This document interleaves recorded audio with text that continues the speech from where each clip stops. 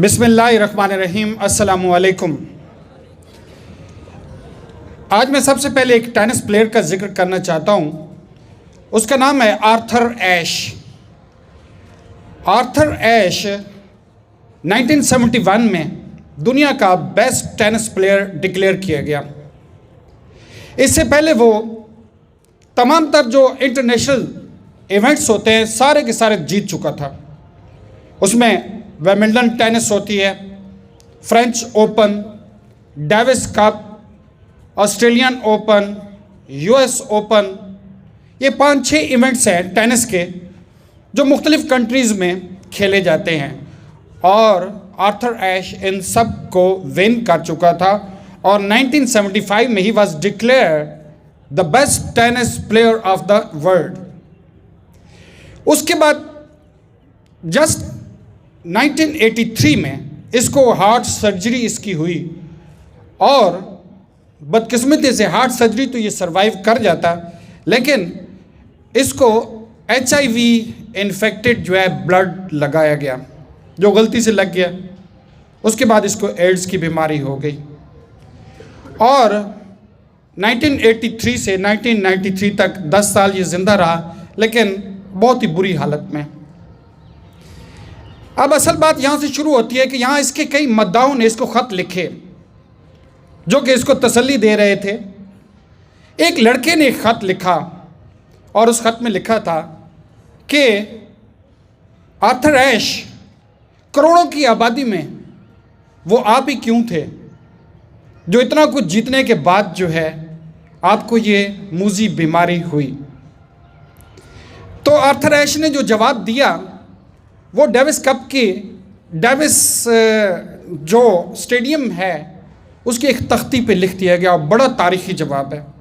जिस तरह मौज़म कह रहा था कि बर्दाश्त और टेनिस बर्दाश्त और स्पोर्ट्समैन स्पिरिट की एक पीक है, जो बात उसने कही उसके जवाब में। जवाब क्या था? उसने कहा कि करोड़ों की आबादी में हर साल तकरीबन 5 करोड़ नौजवान टेनिस में हिस्सा लेते हैं, टेनिस स्टार्ट करते हैं, टेनिस के चैम्पियन बनना चाहते हैं। उनमें से सारे छोड़ जाते हैं। सिर्फ 5 लाख लोग जो हैं पूरी दुनिया में टेनिस खेलते रहते हैं। उन 5 लाख में से सिर्फ 500 प्लेयर्स ऐसे होते हैं जो कि नेशनल लेवल पे अपनी मुल्क की किसी लेवल पे जाके खेलते हैं। उनमें से 50 ऐसे होते हैं जो कि कोई इंटरनेशनल इवेंट खेलते हैं, जिस तरह विंबलडन है, ऑस्ट्रेलियन ओपन है।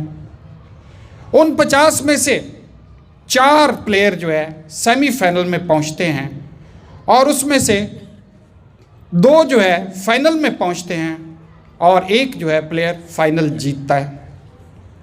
मैं उनमें से एक हूँ जिसने ये सारी चैम्पियनशिप जीती। लेकिन सॉरी, उसका जवाब देते हुए कहता है कि सॉरी, उस वक्त मैं खुदा से पूछने में भूल गया था कि करोड़ों की आबादी में तूने मुझे ही क्यों विनर बनाया, करोड़ों की इस आबादी में मुझे ही क्यों चुना कि मैं टेनिस का प्लेयर बन जाऊं, वर्ल्ड प्लेयर टाइटल ले लूं। उस वक्त मैं भूल गया था, तो आज भी मैं खुदा से नहीं पूछूंगा कि करोड़ों की आबादी में ऐ अल्लाह तुमने मुझे ही क्यों इस बीमारी के लिए चुना।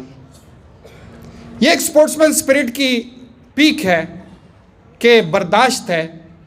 और इससे एक चीज़ याद रखें कि कुरान अपने इस्लाम का एक तस्वर है सब्र और शुक्र। हम जब जीतते हैं, कोई चीज़ हासिल करते हैं, तो हम समझते हैं कि हमारी कमाल है, मैंने जीता है, मैंने मेहनत की है, मेरी जहानत है, मेरी कोशिश है।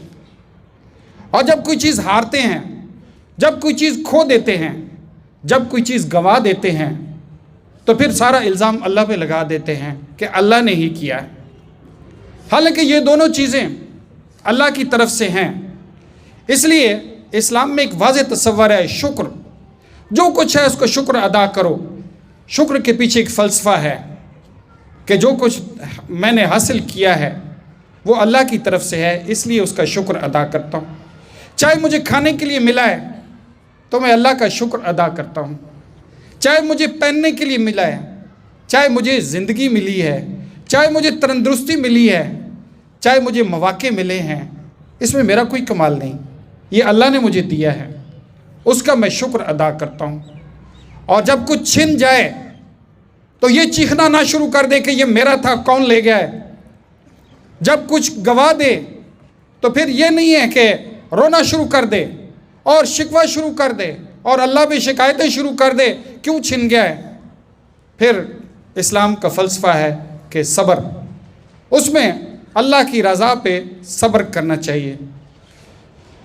तो स्टूडेंट्स, ये सारी चीज़ें सीखने वाली हैं। अब मैं एक और बात आपसे कहना चाहता हूँ इससे हट के। स्पोर्ट्स गाला पिछला एक हफ्ता या कम से कम 3-4 दिन तक आपने कोई स्टडी नहीं की।